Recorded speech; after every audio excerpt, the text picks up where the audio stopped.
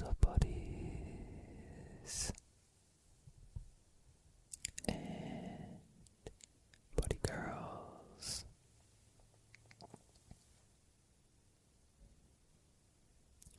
Today I am doing something a little different. Yes, I like to do that.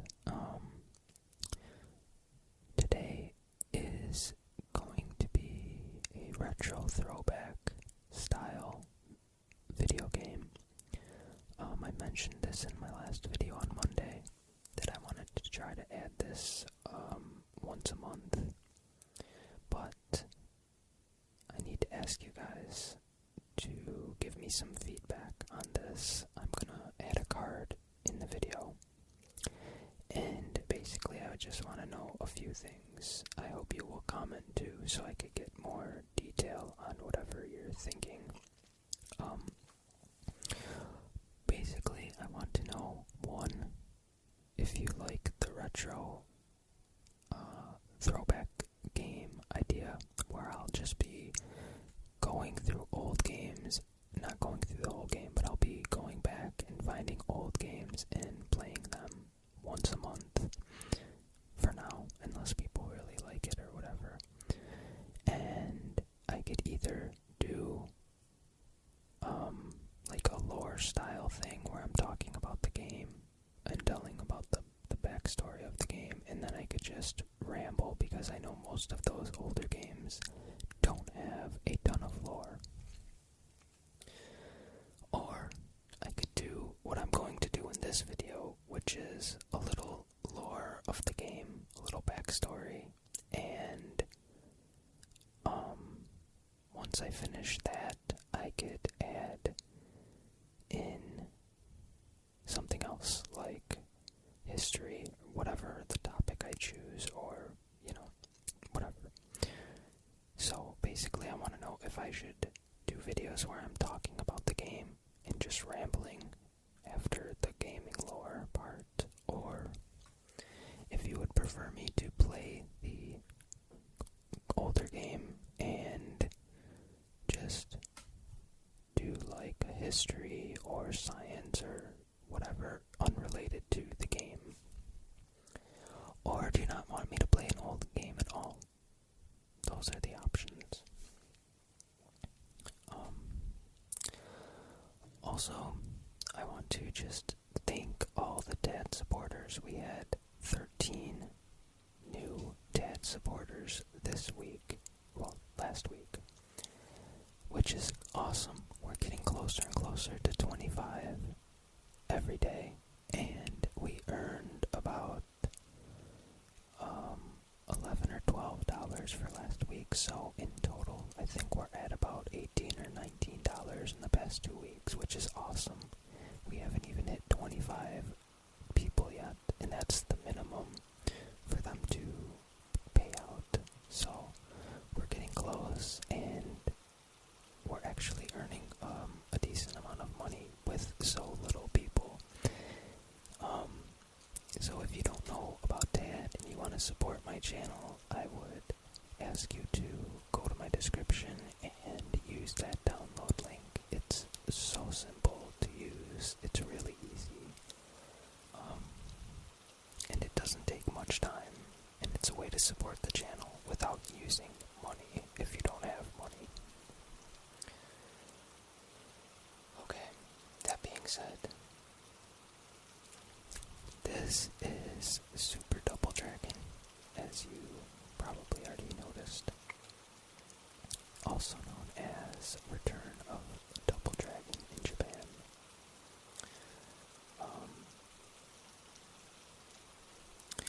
As with previous installments of this series, the player takes control of martial artists Billy and Jimmy in their fight against the Shadow Warriors gang. The objective is to proceed through each stage and defeat all enemies, including a boss. The game consists of 7 stages, which includes a casino, an airport, a martial arts gym, a fight atop a moving truck, a city slum, a forest, and the hideout.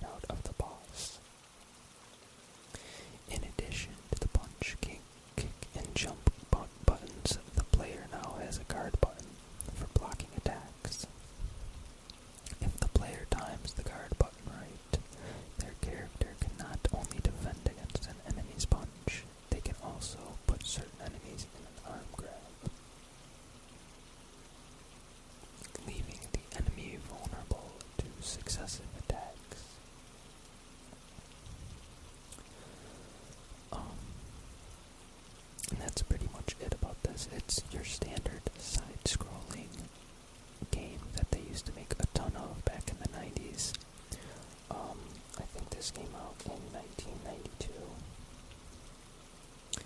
for Super Nintendo. Yep, 1992. And I remember the first time I played this game, it was on an arcade. And I just loved it. Playing it now is a little, like it was okay, and I could see why I would have liked it back a long time ago, but, obviously it can't really compete with newer games now. It's not dull, but it's very, like, there's not much to it, it's just fighting, you're just kicking and punching the whole time, so, that could get redundant, obviously. Okay, let's move on to space facts. So,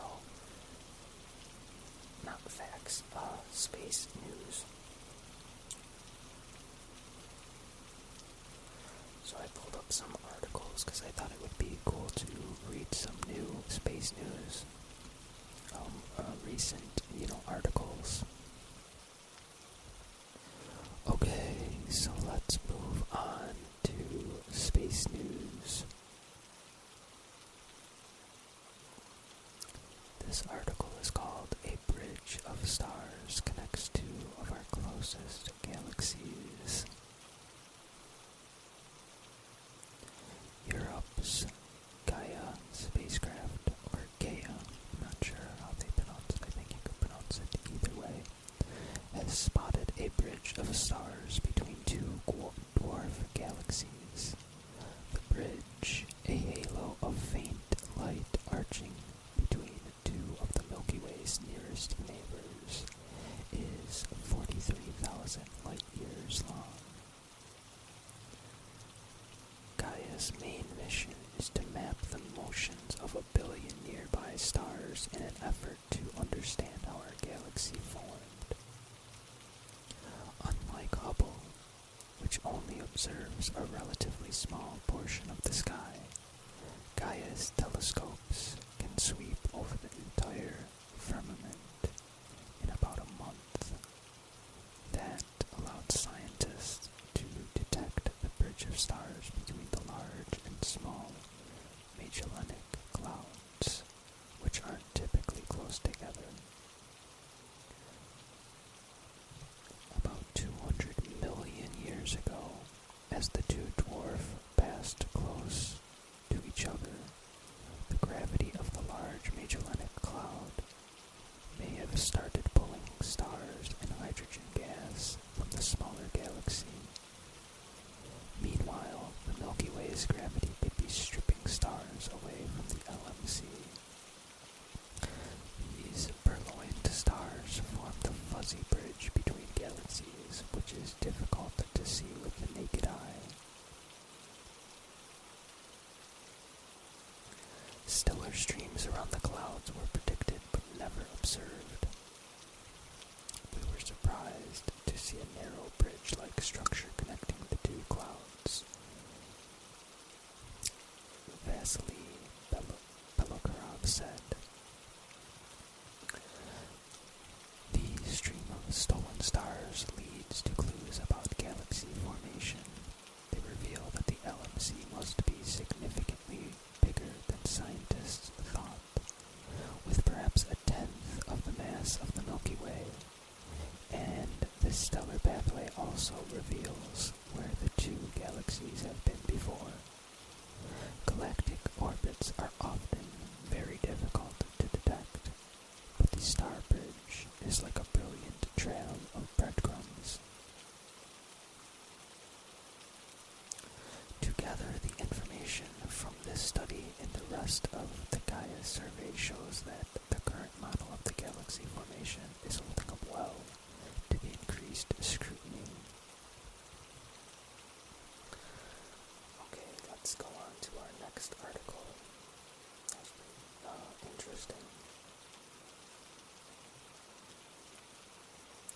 This one is, if Earth's orbit is so crowded, why don't we see space junk in photos of the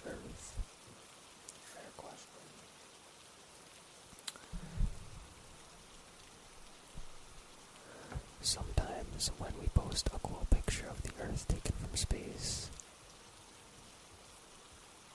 why, if there's so much garbage in space, we don't see an orbital landfills circling our planet in pictures of the Earth?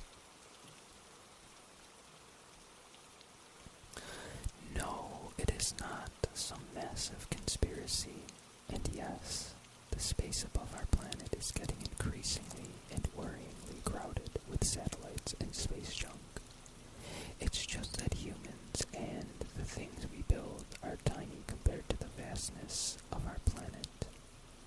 There are about 4,256 human-made satellites orbiting the Earth, of which about 1,149 are still working. Most of these are fairly small, ranging from tiny CubeSats that are only 4 inches on each side to communication satellites that can be over 100 feet long. That's still tiny when you consider that Earth is 7,917.5 miles across. Even our space station is puny when compared to our planet, measuring only 357 feet end to end. The International Space Station, ISS, is by far the largest human-made object orbiting the Earth. Even that isn't large enough to register on Earth-observing instruments such as the Discover satellite's Epic camera, which takes absolutely gorgeous pictures of the Earth from 1,000,000 miles away.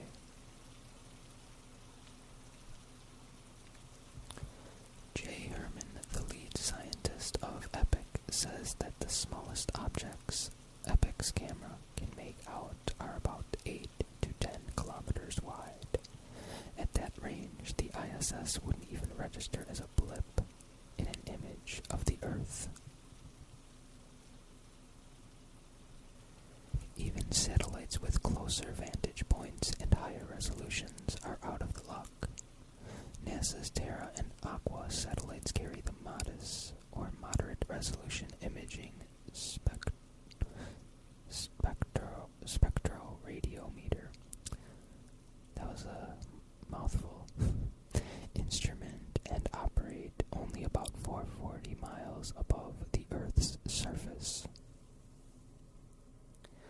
With the MODIS satellite, which has a resolution of 1 kilometer, you'd probably barely be able to make out something like the ISS. If it did pass through the field of view, you might see a bright spot, but you wouldn't see many details, so it would be really hard to identify. And that's only if the ISS and Terra or Aqua happen to be in the same area. That's not to say that there are no orbiting observatories capable of taking images of other satellites or space junk. Some of the commercial high-resolution satellites would be able to see the ISS and probably even smaller spacecraft.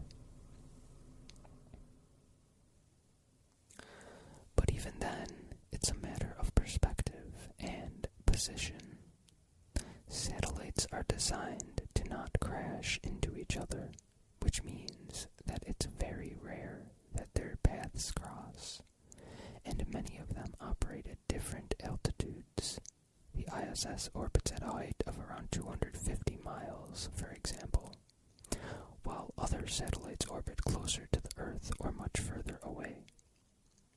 The commercial satellites would be able to see the ISS, which is in a fairly low orbit, but they wouldn't be able to see MODIS, which is in a higher orbit than the commercial high-resolution satellites.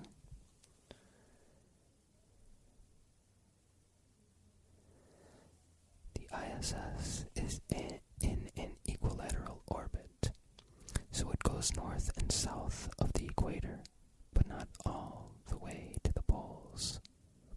Many other satellites, including the commercial satellites, orbit the Earth on a polar orbit, heading north to south. The probability of a satellite like the ISS being in the field of view zero, but it's small because they're in almost perpendicular orbits.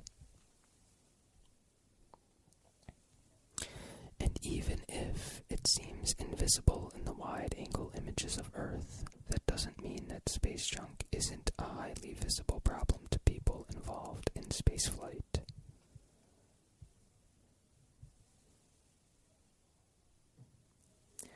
There's a lot of space junk up there, says Herman. In fact, the ISS has to maneuver occasionally to get out of the way of stuff that NORAD tracks with radar. Much of that space junk is small, ranging from paint chips to baseball-sized pieces of debris that were once part of the Chinese, Russian, or American satellites. These pieces wouldn't be immediately visible in images, but they still have the potential to cause real problems in space. The velocities are so high that if a little piece of junk hit you, it would do a lot of damage. Just last spring, an errant fragment chipped a window of the ISS. But for many people, seeing is believing.